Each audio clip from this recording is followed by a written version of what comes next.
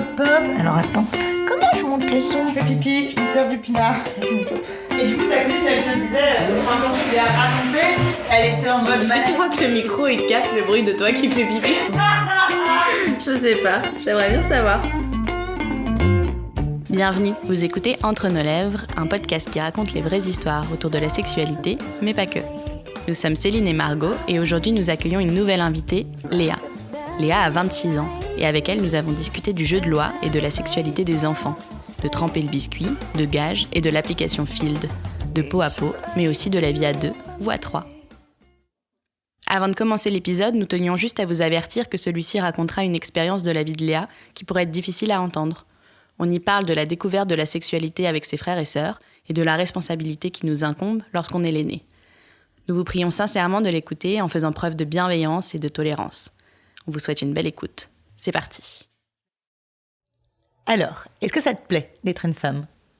Oui, ça me plaît d'être une femme, dans le sens où je me sens femme épanouie, surtout. Je pense que ça m'aide aussi à avancer, le fait d'être une femme.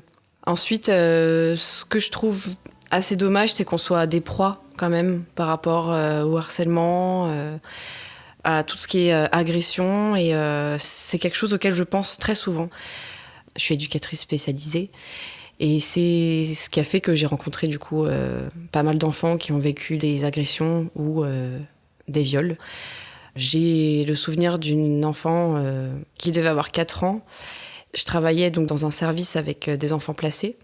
Et cette petite, malheureusement, avait vécu ça. Et je me souviens qu'en réunion, pour expliquer son dossier, j'ai dû sortir de la salle pour aller chialer un coup parce que ça fait vraiment mal au cœur. Et tu te dis que ce genre d'horreur peut t'arriver, quoi. Donc malheureusement, j'associe beaucoup la féminité à ça. Mais c'est parce que ça existe. C'est ton métier qui t'a sensibilisée à tout ça? Je pense pas que ce soit mon métier. C'est quelque chose qui a toujours été ancré dans ma tête. J'ai grandi avec des parents qui m'ont toujours dit fais attention aux inconnus. En fait, ils ont beaucoup verbalisé depuis que je suis toute petite que ce genre de choses existait. Est-ce que tu sais, par exemple, s'ils étaient heureux d'avoir une petite fille? Et il me semble qu'ils ont été heureux d'avoir une petite fille et qu'ils n'ont jamais eu de préférence entre un petit garçon et une petite fille. Voilà, ce qu'ils voulaient, c'est avoir des enfants et fonder une famille. Ils ont fait des enfants très tôt. Ma mère, elle est tombée enceinte très vite. Ça les a épanouis. On a une fratrie de 3.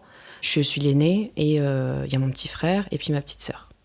T'avais des bonnes relations avec eux? Avec tes parents et tes frères et sœurs? Ouais, très bonne, très bonne. Justement, j'ai grandi dans une famille qui était très sécurisante. Mon père et ma mère sont des personnes très ouvertes avec qui on peut parler de tout.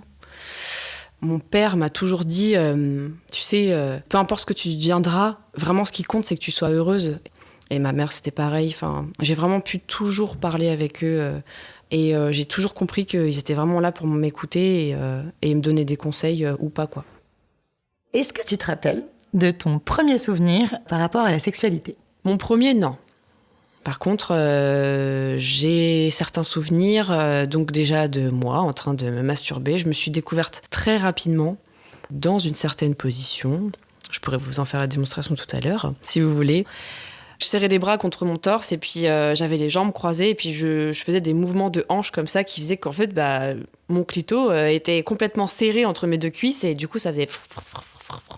Et puis J'aime voilà, beaucoup ce bruitage. Et je me souviens même de m'être fait toper entre guillemets en classe. Je faisais ça sur le lit de mes parents. Je faisais ça dans mon lit. Et après j'ai trouvé une autre alternative. J'utilisais mon oreiller. Je me mettais dessus et puis et puis voilà, c'était parti, quoi. Et en fait j'ai réussi à jouir très vite. Par la suite, c'est devenu des jeux. Donc avec mon frère et ma petite sœur, on jouait au papa et à la maman et j'étais un peu pas dictatrice, mais j'orientais un peu les jeux, quoi. Un jour, c'est parti trop loin. C'est parti beaucoup trop loin avec mon regard d'adulte aujourd'hui. Donc mon petit frère a été spectateur de cette scène. Je devais avoir peut-être 7 ans. Mon frère en avait 6 et ma petite sœur, donc 7 moins 4, ça fait 3. Donc on jouait au papa et la maman, un truc comme ça. Et puis j'ai obligé ma petite sœur à me lécher le pubis. Et en fait, ça m'est revenu un jour comme ça pendant ma formation donc d'éducatrice, où en psychologie, on étudie la sexualité infantile. Et là, je me suis dit, ah ouais, ok. En fait, comme si j'avais refoulé cet épisode et que c'est revenu un peu comme ça. J'ai commencé à culpabiliser à mort. Sauf que pendant ce cours-là, on expliquait vraiment que la sexualité infantile, c'est de la découverte du corps, c'est des jeux, et on n'a pas la conscience de quoi que ce soit. Et ça reste vraiment que de la découverte. Malgré tout, je culpabilisais quand même, parce qu'avec ce regard d'adulte, ça aide pas. Quand quelqu'un vous dit non, c'est non. Et moi, ma petite sœur m'avait dit non, et je lui avais dit, mais si, allez, vas-y, quoi. Puis du coup, elle l'a quand même fait, mais elle en avait pas envie. Je m'en souviens très bien. Donc j'ai fait ce cours-là, et je me souviens, une semaine après, j'ai chopé ma mère en lui disant, voilà, faut que je te parle d'un truc. Et puis je pleurais. Et donc je lui raconte cette histoire. Et ce qui est drôle, c'est que elle s'en rappelle pas du tout, ma mère, alors que je me souviens très bien que peut-être quelques jours après que l'événement se soit passé, ma sœur l'avait rapporté à ma mère, et ma mère était venue me voir en me disant, est-ce que c'est vrai, est-ce que t'as vraiment fait ça? J'avais nié, mais parce que j'avais honte déjà à cet âge-là, parce que je pense que j'avais conscience un peu qu'il fallait pas le faire, que c'était interdit.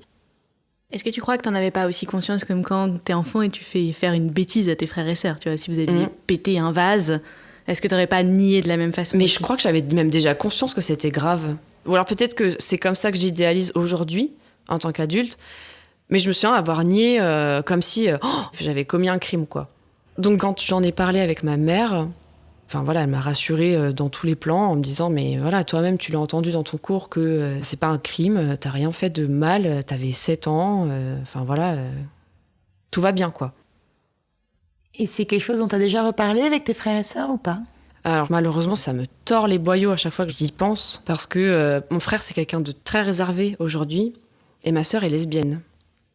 Donc en fait, je me souviens quand j'en ai discuté avec ma mère, je lui ai dit, mais est-ce que tu crois vraiment que c'est à cause de cet événement que ma sœur est lesbienne et que mon frère, en fait, est devenu hyper introverti? Et ma mère me disait, mais non, c'est pas possible. Il y a tout un chemin qui fait qu'on est ce qu'on est. Je pense pas que ce soit cet événement qui fait que. J'en ai parlé avec une psychologue aussi qui m'a dit que non, franchement, elle pensait pas non plus, mais qui m'a aussi conseillé vraiment d'en parler avec eux, quoi. Tu sais, l'orientation sexuelle, en fait, admettons que ce qui se soit passé avec ta sœur est relevé d'un traumatisme pour elle. Son orientation sexuelle n'a rien à voir.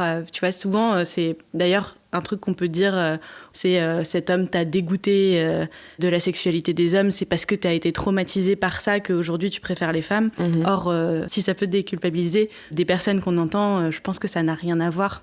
Donc après, effectivement, il faut que tu vois avec elle si elle s'en souvient, si ça a relevé d'un traumatisme, si vous pouvez en discuter, etc. Mais en tous les cas, je pense pas que tu as eu cet impact sur elle. Donc il faut que je le fasse. Avec ma petite sœur, j'ai moins d'appréhension, avec mon petit frère plus, parce qu'il s'exprime pas vraiment, quoi. Après, quand j'en ai discuté avec ma psychologue, elle me disait qu'il y avait des avantages à le faire, dans le sens où pour moi, ça me ferait du bien.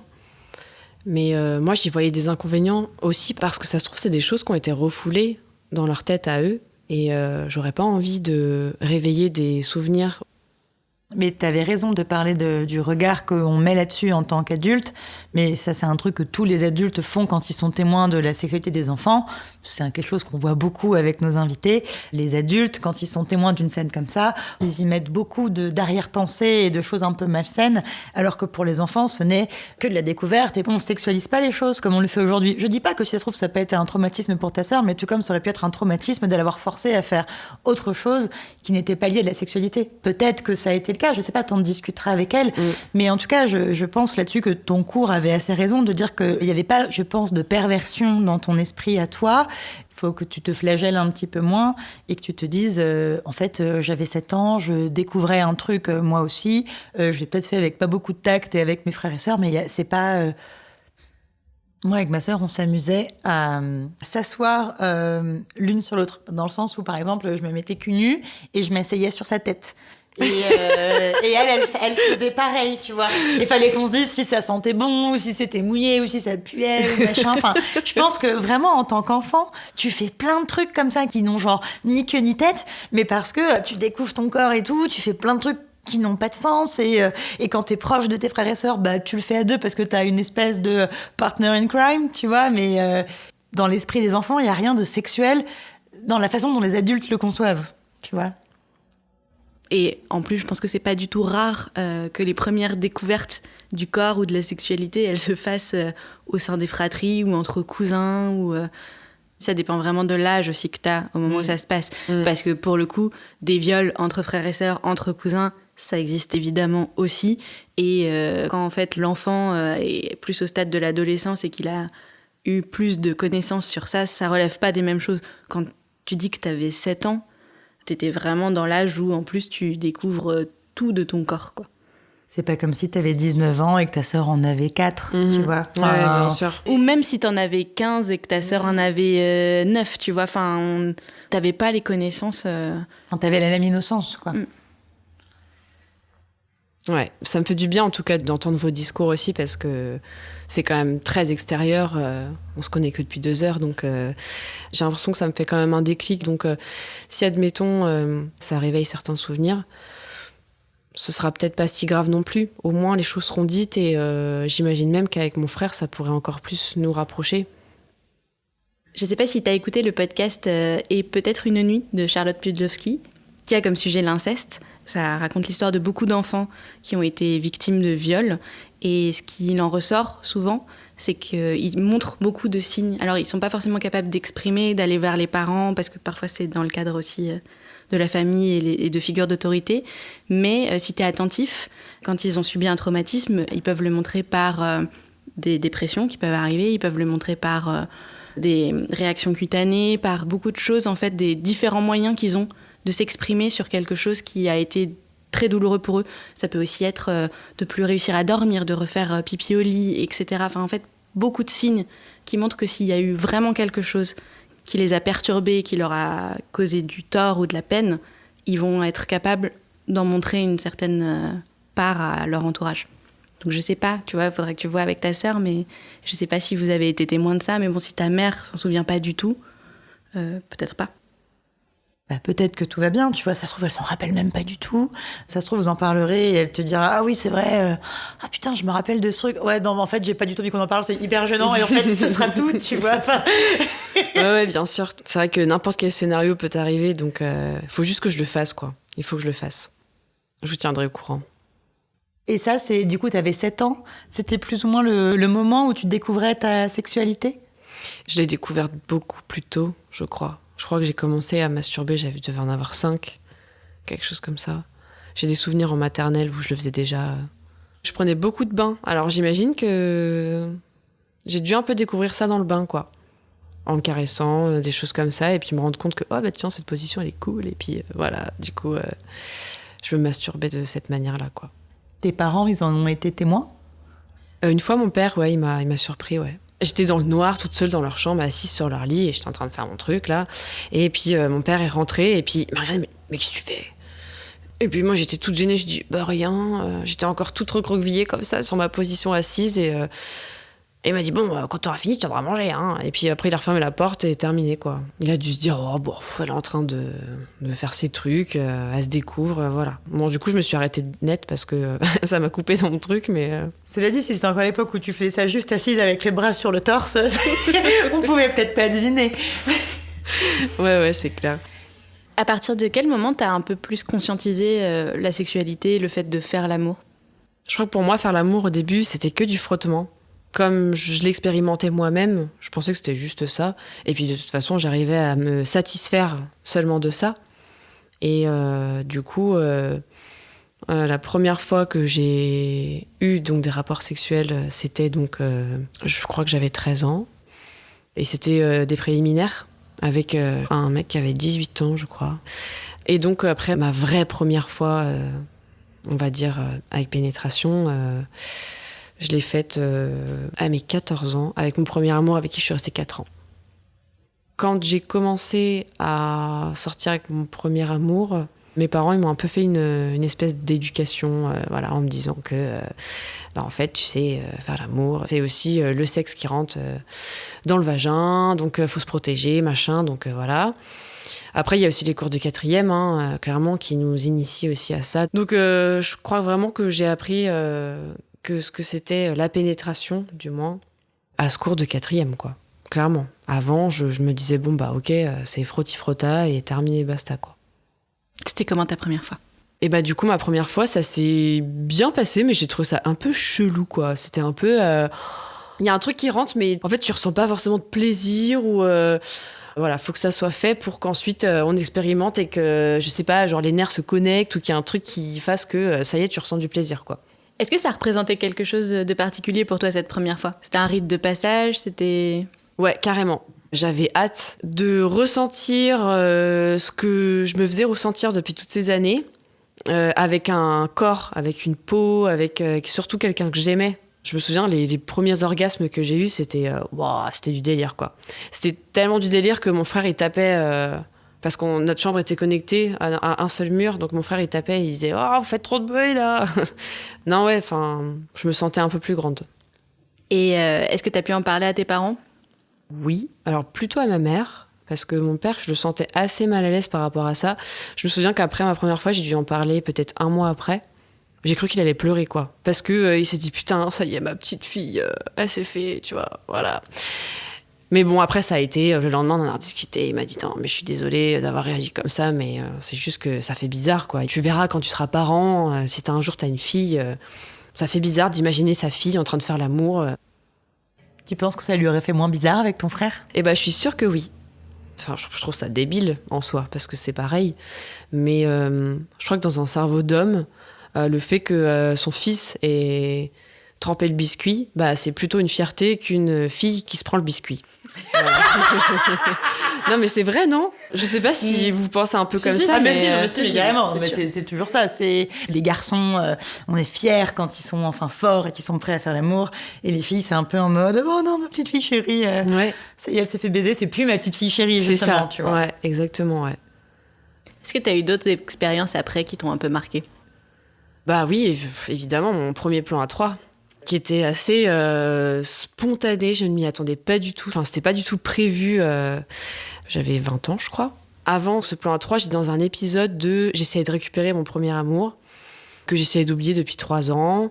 Ça n'a pas marché. Et puis, quelques mois après, finalement, on s'est donné rendez-vous avec lui et puis plein de copains du lycée. On s'était pas vus depuis quelques années. J'ai vu donc une ancienne amie, son meilleur ami que j'avais pas vu depuis très longtemps. Et j'avais un espèce de rituel quand j'allais sur Paris, c'était de dormir chez son meilleur ami, avec qui c'est jamais rien passé, quoi. C'est vraiment, voilà, c'est le pote, aucune ambiguïté.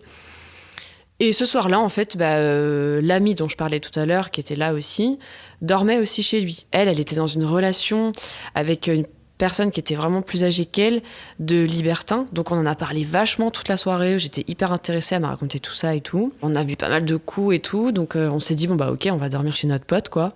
Moi, j'étais prendre une douche tout de suite. Et puis quand je suis rentrée dans la chambre, eux deux étaient en train de se masser avec de la musique relaxante, je sais pas quoi. Là, je me suis dit, ouais, c'est quoi cette ambiance trop bizarre, quoi. Enfin, je trouvais ça bizarre.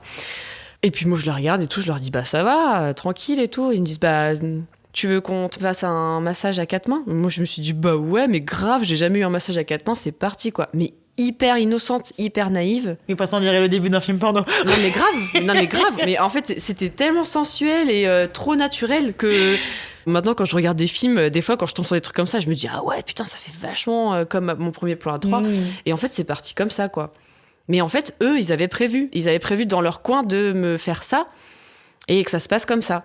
Et ils me l'ont dit qu'après, et bon, du coup, moi, j'ai rigolé parce que je me attendais pas du tout et c'était dingue. Franchement, c'était complètement dingue. Complètement naturel, très bienveillant et tout. Donc, aujourd'hui, c'est quelque chose que je pratique régulièrement avec mon copain actuel, du coup. Quand on s'est mis ensemble, donc on était colocataires et donc amis. Donc, on discutait de tout. On s'est raconté à peu près tout aussi. Lui avait déjà fait donc, des plans à 3 2 fois. Moi, j'avais déjà fait 1 fois. Et du coup, moi, quand je me suis mis avec lui, je ressentais encore cette frustration de ne pas avoir eu assez de relations sexuelles avec des femmes. Et lui m'a dit, attends, il n'y a pas de problème, si tu veux, on fait des plans à 3 avec d'autres filles, quoi. Si toi, tu sens que tu seras pas jalouse ou que ça va pas créer quelque chose de froid entre nous, c'est parti, quoi. Donc, on s'était mis dans la tête qu'à un moment, si ça arrivait, on le ferait. Un jour, il parle de ça à une de ses collègues, qui était lesbienne. Elle disait beaucoup à Benoît qu'elle le trouvait beau. Et donc là, c'est elle qui s'est mise dans la tête qu'elle allait coucher avec nous. Donc un soir, elle est venue chez nous en disant « Oh, je vais pas bien, est-ce que je peux venir chez vous ?» Donc elle est venue un peu avec cette excuse, sauf que finalement, tout allait très bien. En fait, elle nous a clairement fait comprendre qu'elle voulait coucher avec nous. On lui a proposé un jeu, c'est-à-dire qu'on fait un escargot sur une feuille et on crée un jeu de loi. Chaque personne écrit sur une case un gage ou quelque chose qu'il doit faire s'il tombe sur cette case. Après, on sort 3 pions, un dé, et c'est parti, on joue à ce jeu de loi.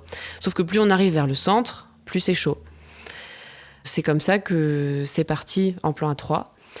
J'ai ressenti une différence entre celui que j'avais fait avec 2 potes et celui que j'ai fait du coup avec mon copain. C'était encore plus intense parce que tu partages quelque chose avec quelqu'un d'autre et tu ressens tout l'amour que tu peux ressentir pour ton copain. Et à la fois, moi, j'étais hyper excitée de pouvoir donner aussi du plaisir à une autre nana et de le voir lui aussi donner du plaisir à cette autre nana, etc. Enfin, ça n'avait rien à voir avec le plan A3 que j'ai fait avec mes 2 amis où c'était plutôt, on va dire, quelque chose de délirant, en sachant aussi que c'était la première fois. Avec Benoît, c'était beaucoup plus intense au niveau des sentiments, des ressentis, etc.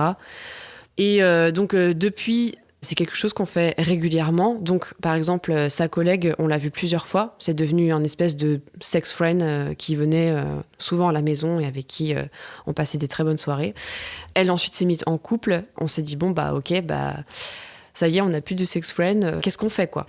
On s'est un peu renseigné et finalement, on se disait, bon, est-ce qu'on utilise Tinder ou est-ce qu'on utilise des applis ou pas? Puis en fait, c'est tellement un sujet qui est pas facile à aborder avec des personnes, même si tu sens qu'il y a un feeling, par facilité, on s'est inscrit sur une application qui s'appelle Field. Voilà, je fais ma pub. Tu l'écris comment, du coup? F-E-E-L-D. Et donc, on a rencontré que des gens, vraiment, enfin, que des nanas en tout cas, super sympas. On a discuté avec des couples qui sont super sympas aussi. Un commentaire qui est à prendre en compte, c'est que en général, les personnes qui sont dessus sont fiables. Et vous cherchez toujours que des femmes? On cherche toujours que des femmes parce que le deal de base, c'était que moi, du coup, j'étais frustrée par rapport à mes relations que j'avais pas forcément beaucoup eues avec des femmes. Et je suis complètement comblée avec mon copain aujourd'hui. Lui ne voit pas du tout faire ça avec un autre homme, moi non plus, parce que un zizi déjà c'est du boulot. Et donc du coup, je m'imagine pas avec 2 zizis. Vraiment, genre c'est pas du tout un truc qui m'attire. Par contre, j'en ai déjà parlé à lui, un autre couple, pourquoi pas. Je trouverais ça hyper excitant qu'on puisse partager ça ensemble.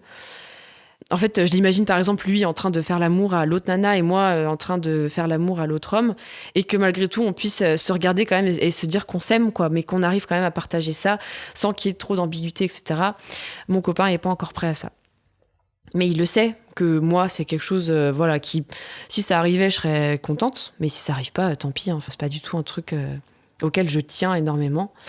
Et donc par rapport à ces histoires de plan A3, on est assez ouvert à l'idée que si un jour on tombe sur une nana qui a vraiment un feeling avec l'un comme l'autre, on serait prêt à se mettre en trouble. Du moins, en tout cas, essayer, parce que j'imagine que c'est pas si simple que ça, parce qu'on est quand même 2 personnalités différentes, elle aussi. Donc il faudrait vraiment qu'il y ait une espèce d'osmose. J'imagine que c'est un peu un coup de chance ou quelque chose comme ça, mais vraiment, si ça nous tombe dessus, ok, c'est parti, quoi. On est même dans... Non, mais t'imagines, créer une famille à 3, ce serait ouf. De sortir de ce truc traditionnel et tout, et puis de pouvoir montrer à nos enfants que les normes sociétales sont pas obligatoires. Du coup, vous avez jamais ressenti de jalousie? Il m'en a jamais exprimé. Moi, ce que je ressens intérieurement, c'est assez étrange, c'est que ça m'est déjà arrivé de ressentir un tout petit peu de jalousie, mais c'est bizarre parce que ça m'excite, en fait. Par exemple, au dernier plan A3 qu'on a fait, On le faisait depuis, je sais pas, ça devait faire 4 heures qu'on était dessus, quoi. Et donc, au bout d'un moment, on est fatigués, on s'endort tous. Et je sais pas, peut-être 3 heures après, mon copain et la nana qui était là commencent à se chauffer aussi tous les deux. Mais moi, j'étais encore éclatée, quoi. J'avais envie de dormir. Donc, je leur fais comprendre en ne bougeant pas que j'ai pas envie de le faire, sans forcément le verbaliser, quoi. Mais eux, je les entends en train de s'embrasser, là. Et puis donc à un moment, donc je me lève et tout, un peu grognon, je leur dis non mais je vais vraiment être obligée de le faire là, parce que moi je suis fatiguée. Hein. Ils se sont mis à rigoler, ils m'ont dit mais non, mais pas du tout, on s'arrête quoi, il y a pas de problème. Pour en revenir à la jalousie, c'est que j'en ai ressenti à ce moment-là, parce que du coup, j'étais pas dans ce partage-là à ce moment-là. Eux, ce qu'ils essayaient de faire, du coup, c'était de m'emmener avec eux quand même. Mais là, j'ai pu en ressentir un peu, mais pas au point de péter un boulard et de leur dire bah non c'est bon, c'est terminé machin. Enfin, j'en ressens toujours un petit peu, mais elle est vraiment minime quoi. Elle est minime parce que à côté de ça, je me dis waouh mais c'est quand même dingue ce qu'on partage, donc pourquoi arrêter ça et puis moi j'adore malgré tout, donc voilà quoi. Du coup, dans ce qu'on entend, c'est que c'est 3 et pas 2. C'est quelque chose que tu fais avec lui et quelqu'un d'autre, mais par contre, lui tout seul avec quelqu'un d'autre, ça c'est exclu. Alors, une fois ça ne l'a pas été. Donc c'est une nana qui est venue à la maison, on a fait ça toute la nuit, et en fait j'ai dû aller travailler le lendemain, me lever à 7h et partir au travail. Je savais qu'elle devait rester jusqu'à 11h du matin, que Benoît ne travaillait pas. Donc ce que je leur ai dit avant de partir au travail, c'est si vous avez envie de vous faire plaisir pendant que je suis pas là, faites-le. Donc je pense que je serais tout à fait capable de permettre à Benoît et l'autre fille de faire ce qu'ils ont envie de faire quand je suis pas là, si on a vécu les choses ensemble avant. J'ai un peu l'impression que ce climat de confiance, il s'installe ici aussi. Après, c'est un risque, hein. Partager quelque chose à 3, puis ensuite avec l'autre personne à part, ça peut être complètement différent. Mais je me dis, en fait, pourquoi pas prendre ce risque ? Et malgré tout, moi, ça me permet aussi d'être encore plus en confiance avec Benoît, parce que s'il arrive à le faire avec cette nana, et qu'ensuite le soir, il soit tout aussi heureux de me retrouver, et qu'il puisse aussi me raconter, pourquoi pas, en fait ? Du coup, c'est ce qu'il a fait, il te l'a raconté après ? Ouais, complètement. Je me suis dit, bon, bah super. En fait, j'ai un problème, moi, c'est que depuis que j'ai mis mon stérilet, on peut plus y aller comme des bourrins, si je peux dire ça comme ça. Et donc, du coup, ce qu'il m'a raconté, c'est que lui, avec elle, il a pu y aller comme un bourrin, comme lui adore le faire. Du coup, je me suis dit, mais en fait, c'est énorme, parce que ça complémente un petit peu ce que lui ne peut pas avoir avec moi, alors qu'en fait, on a partagé quelque chose ensemble la veille, et en fait, tout va bien. Nickel, quoi. L'osmose à 2 avec Benoît, elle reste malgré tout hyper intense. Et d'ailleurs, après un plan à 3, j'ai très envie de mon mec. Je pense que ce côté un peu jalousé que je vais ressentir, qui m'excite malgré tout, je me dis, waouh, ok, on a passé un super moment, mais j'ai aussi besoin de retrouver Benoît toute seule. Je pense qu'on va finir libertin, mais dans quelques années, quoi. Bon, peut-être pas. Peut-être qu'on va rester dans ce schéma de plan à 3 tout le temps. En tout cas, pour l'instant, ça me convient. Et qu'est-ce que t'aimes le plus là-dedans ? Est-ce que c'est la complicité que t'as avec Benoît à ce moment-là, ou est-ce que c'est aussi le fait de pouvoir faire l'amour avec une femme et du coup, c'est un prétexte pour toujours le faire dans le cadre de ton couple ? Qu'est-ce qui te plaît le plus ? C'est plutôt l'osmose qui s'installe entre tous les trois.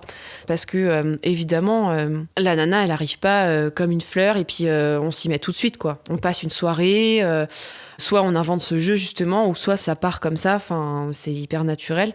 Du coup, avant toute chose, on apprend à connaître cette personne. C'est vraiment ce truc qui s'installe à 3, quoi. Est-ce que c'est facile pour toi de parler avec Benoît ou tes autres partenaires de ce que tu veux et ce que tu veux pas ? Complètement. Avec Benoît, quand on fait l'amour, on se pose souvent la question de ça t'aimes bien et ça t'aimes pas, etc. Enfin voilà, on est dans une bonne communication. Souvent aussi, c'est un espèce de rituel qu'on a en voyant d'autres personnes. Souvent, on la pose la question dans la soirée. Mais du coup, toi, qu'est-ce que t'aimes pas, pour qu'on sache quand même si, admettons, ça se fait ou ça se fait pas. Au moins, on le sait, quoi. Donc, on met des mots dessus tout le temps. Est-ce que tu penses aujourd'hui que si t'étais plus avec Benoît, mais avec un autre garçon ou une autre fille, ce serait toujours ce genre d'expérience que tu irais chercher ? Ou est-ce que c'est un truc spécifique à vous ? Non, je pense que c'est quelque chose que j'irais toujours chercher. Ça a été un de mes fantasmes pendant des années. Et aujourd'hui, je m'y sens tellement bien dans ces moments-là que c'est quelque chose que je continuerai à faire, je pense. Amoureuse ou pas. Donc je pense pas que je m'engagerai avec quelqu'un qui serait pas prêt à faire ça. Et est-ce que toutes ces expériences, elles ont un impact sur ta confiance en toi et sur ton rapport avec ton corps ? Non, pas vraiment. Peut-être pas sur ma confiance en moi, mais sur ma confiance en l'amour et en l'amour que je peux ressentir pour mon copain aujourd'hui. Et ton corps, est-ce que tu t'entends bien avec lui ? Oui, je m'entends bien avec lui. Dernièrement, j'ai pris du cul, enfin. J'ai été une planche pendant des années. Je crois que mes 25 ans, mon corps, il m'a dit « ça y est, t'es prête à avoir un gosse ?» Donc mes hanches, elles ont fait « paf !» Et du coup, mon cul, il a grossi comme jamais. Et il y a juste un truc que j'aime pas dans mon corps, c'est mes tétons qui sont rentrés tous les deux. Trop bizarre, vous voulez voir ? On veut bien voir, mais surtout, je crois que ça a un nom en plus. Voilà. Ah ouais. Oh franchement, Ça me choque pas. Et pour les faire pointer, faut y aller, quoi. Mais donc, du coup, voilà. ils peuvent. Ouais. Ils peuvent. Quand j'ai froid, ça fait quand on me les suce, quoi. Mais voilà. Du coup, qu'est-ce que tu préfères chez toi ? Ce que je préfère chez moi et ce qui me valorise le plus, c'est ma créativité. Parce que je fais de la peinture, je fais beaucoup de mes mains, beaucoup de choses. Je pense que c'est ça qui me plaît le plus chez moi, c'est ma créativité. Pour toi, des 5 sens, c'est lequel qui est le plus lié à la sexualité ? Alors moi, je suis beaucoup dans le toucher et dans la vue. Dernièrement, j'ai eu un orgasme assez incroyable, le dernier plan à 3, où j'étais en train de masturber la fille et en même temps, Benoît me faisait l'amour. Et alors, vous allez rire peut-être, mais j'ai pensé à vous. Du coup, je me suis dit, en fait, le toucher et la vue, c'est vraiment les deux sens que je kiffe trop, quoi. J'aime beaucoup l'idée que les gens pensent à nous en faisant l'amour et en se posant la question de c'est quel sens. Ouais. Ça se trouve, on est dans plein de lits et on le sait pas. C'est ça. C'est quoi, du coup, la sensation que tu recherches quand tu fais l'amour ? C'est vraiment le peau à peau. Et ça, c'est vraiment quelque chose que je recherche énormément. J'ai besoin que la personne soit contre moi. Donc du coup, ce peau à peau qui amène aussi cette chaleur, qui est hyper rassurante, elle est kiffante, quoi, cette chaleur aussi de la personne que t'aimes et tout. Enfin, voilà. C'est marrant, t'as refait le geste des bras collés contre ton torse, qui était la position initiale de masturbation quand t'étais petite. C'est ça. C'est lié, c'est sûr et certain. Je me suis fait la remarque les premières fois où j'ai joui en étant à cheval sur mon premier amour. J'ai exactement la même position que comme j'avais, par exemple, avec mon oreiller, où je me serre partout, de partout, et c'est là que je peux venir assez facilement. Et pour toi, c'est quoi l'amour ? Pour moi, l'amour, c'est la communication, le partage, l'osmose et surtout la bienveillance. C'est une réponse un peu bateau, mais finalement, je trouve que c'est vraiment des points qui font qu'une relation se passe bien. C'est l'heure de la question de la fin maintenant. Pourquoi est-ce que tu es venue nous parler de tout ça et qu'est-ce qui était important pour toi ? Je suis venue exprimer tout ça à travers ce podcast parce que je pense que inconsciemment, j'ai quand même envie d'utiliser cet outil aussi pour en parler avec mes frangins. Peut-être aussi montrer à d'autres auditeurs que ça existe et que c'est sûrement pas si grave, comme vous avez pu me le dire ou comme d'autres personnes ont pu me le dire. Je suis venue aussi pour transmettre que si on veut faire des plans à 3 ou peu importe le nombre, ce qui est important, c'est d'en parler, qu'on soit avec une personne ou pas, en tout cas aussi de l'expérimenter si vraiment on en a envie. Et surtout le faire avec des personnes de confiance et bienveillantes, c'est vraiment important. Et puis, du coup, moi, je me suis complètement découverte aussi à travers ces plans à 3. Et parfois, on se découvre à travers ce genre d'expérience.